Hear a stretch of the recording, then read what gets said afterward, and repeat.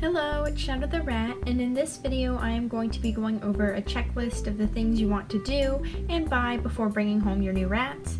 So what you see on the screen right now is just a list of the things I'm going to be covering in this video. I will be going over each of these topics a little bit more in depth in the video, so I think we should get started. Okay, to start off, I'm going to be talking about travel carriers. These come in many different shapes and sizes, with 3 of the more common ones being the ones I have listed on the screen right now. Now, the only thing I really have to say about travel carriers is that you need to be sure that your carrier is escape-proof. Something like a cat carrier can work well for older rats, but if you have young or baby rats, they can slip through the 1 by 1 inch bar spacing. I know my cat carrier has 1 by 1 inch bar spacing, and if you have a very small rat, then if they can get their head through anything, they can basically get the rest of their body, so you can't really use that very safely with younger rats. To get around this, I tend to only use my cat carrier with my older girls and stick to using my critter carrier, which is the aquarium-looking carrier on the top right, for transporting new or young rats. The next thing I want to discuss is cages. It's important to have a large wire cage for your rats, as they tend to be prone to respiratory issues, and enclosed cages, such as tanks, build up ammonia quite quickly. Plus, rats tend to be very much into climbing, so a taller cage with horizontal bars is the best way to fulfill this need.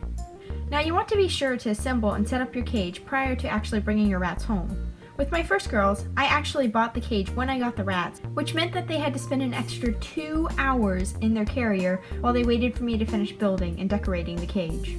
Now, once you assemble the cage, you'll need to decide what substrate you're going to use. I personally use bedding and Yesterday News as my main staple. I'll use eco paper bedding as a nesting material, along with fleece strips. If you end up with a cage like my Critter Nation, one thing you might find is that the pans aren't really deep enough to actually hold bedding well. If you plan on using fleece, these pans are perfect. But if you want to go the bedding route, you'll want to get a deeper pan to contain the substrate. I personally use a large cement mixing pan as my base, but Bass Equipment makes sturdy metal Critter Nation pans that are 3 inches deep, which is perfect for holding in bedding, and also more chew-proof than my plastic cement mixing pan. You also have the option of making your own pan sides out of something like chloroplast, which you can see in the example cage I have on screen right now. Now finally, there are these things called bedding guards, and Midwest will actually sell these to you for the Critter Nation or Ferret Nation. I have to tell you, do not buy these. They are terrible, they really don't work. And not only that, but they are terrible to take off and put on, they break super easily, and they don't even contain the bedding well. So overall, I say just skip that completely, get yourself a cement mixing pan or a Bass pan, or make your own pan, and it will not only be cheaper in the long run, but it will also be more effective. The next thing I want to talk about is toys. Toys and huts are essential to a rat cage, and the more cluttered the area, the happier your rats will be. Remember that rats are a very prey-based and intelligent species, so having lots of hiding spots is the best way to keep them curious and feeling safe. I'd recommend getting at least 2 houses and hammocks before bringing home your new rats. Of course, you'll want to add to this number as your rats get more comfortable, but in my experience, more skittish rats do tend to tame faster in a semi-empty cage. You'll also want other toys in the cage as well, and climbing toys in particular will be appreciated. Bird ropes, ladders, chinchilla ledges, and just about any hanging toy tends to be a big hit with my girls. Any toys that include treats will also be a big hit, and things like knot nibblers that make the rats work at getting to their food are a good way of keeping your rats occupied.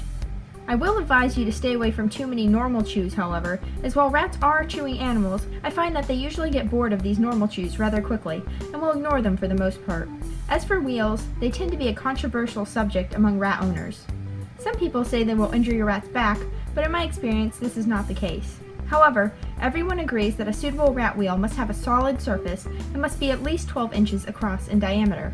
Wire wheels are infamous for pulling off nails or even toes, and saucer wheels tend to be ignored by rats in my experience, so I'd stay away from both these products. Next, we'll touch on food and water. I personally use Oxbow lab blocks and recommend quality lab blocks to any new rat owners. Lab blocks are the easiest main staple, as they ensure that your rats get all their necessary nutrients, and feeding them is as easy as leaving a full bowl in the cage at all times. Rats also don't tend to overeat these lab blocks, so free feeding them is perfectly fine. Your other option is to buy or make a seed mix and feed this to your rats. I'd advise you to read up on rat nutrition before doing this, and to scatter feed the mix in general.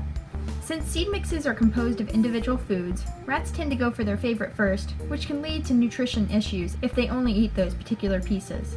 The best way to prevent this is to scatter the food across the cage and make the rats work for each piece.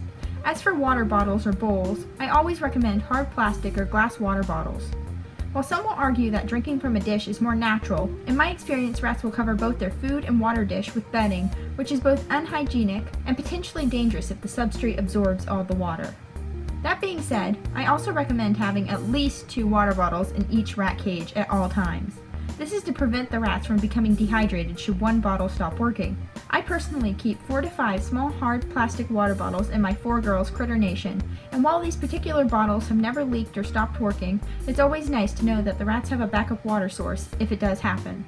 Now I'm going to talk about something that is very essential to find before you get your rats. This is, of course, a rat experience vet. Rat-savvy vets can be difficult to find, and in some cases, cat and dog clinics will actually refuse to treat your rats. So it's essential to find out which vets near you will accept and treat rats, and if possible, I'd look for a vet that's also comfortable and experienced with doing surgeries on rats or other small animals. Sick rats tend to go downhill fast, so it's never a good idea to leave finding a vet to the last minute. It's also a good idea to build up a bit of a vet fund before buying your rats. Despite their small size, rats can have huge vet bills. My rats have cost me upward of $1,000 in vet bills over the last few years, so just be aware that medical treatments can and do often cost quite a bit. Finally, let's move on to my last point. Part of what makes having rats so fun is getting them out of the cage and interacting with them. But rats can be destructive, and they tend to get into things that are too dangerous for their own good. That's where having a rat-proofed room or playpen comes in.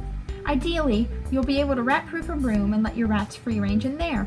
But if you're like me and can't manage this, the next best thing is to buy or make a playpen. My playpen is made from cardboard boxes and duct tape and has lasted me well over a year. The only thing you really need to worry about if you use a playpen like I do is the rats escaping or chewing out. As long as you use a quality material to build the playpen and never leave the rats unsupervised, chewing shouldn't be an issue. As for jumping out, you can teach your rats to always come to you when they want out instead, something I've done with my girls that makes playtime a much more pleasurable experience. And of course, before I finish up here, I have to discuss treats. Food is the best way to a rat's heart in my experience, and liquid treats in particular can really speed up the taming process. Treats like Cheerios and Gerber Puffs make perfect training treats due to their ability to be broken into small chunks, and I'd recommend you get some, especially if you plan on trick training your rats. Anyway, that's all I have for you. I hope this was helpful to any new or potential rat owners and that you enjoyed. Bye!